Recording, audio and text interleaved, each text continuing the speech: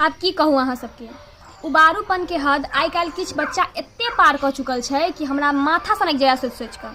हमरे गाँवमे एकटा छोड़ा छलै, मतलब ओकर मुँह की कहू बनमुर्गी सनके एकदम, आ केस ने मुर्गी सबके लाल पियर रहैए तहिना एकदम कोन लाल आ ओ हरियर जे चमकौआ रंग होइए तोता सनके रंग, एकदम तोतावाला जे रंग होइए तेहनेमे का अजीबे चमकौआ रंग से एकदम बाप रे बुझै छलै कोन फैशनमे चूड़ छै एकदम।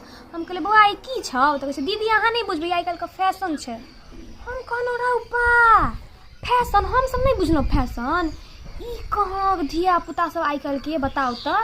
आ भोगीवाला सब पढ़ल लिखल नहि होइ छनि आ इएह केस रंगेतै आ छौड़ी खाली घुमेतै बाइक पर आ फोटो DSLR KTM पर घूमतै। एकर सबके बाप सब खटि खटि कऽ पाइ कमाइ छै आ ई बच्चा सब लाल पियर रंग से केस रंगा लैया, छपरी सब कहाँ के नहितन। एहने बच्चा के लोग कहै छै बाप के नाम सागपात आ बेटा के नाम परोर आ भोगिया सब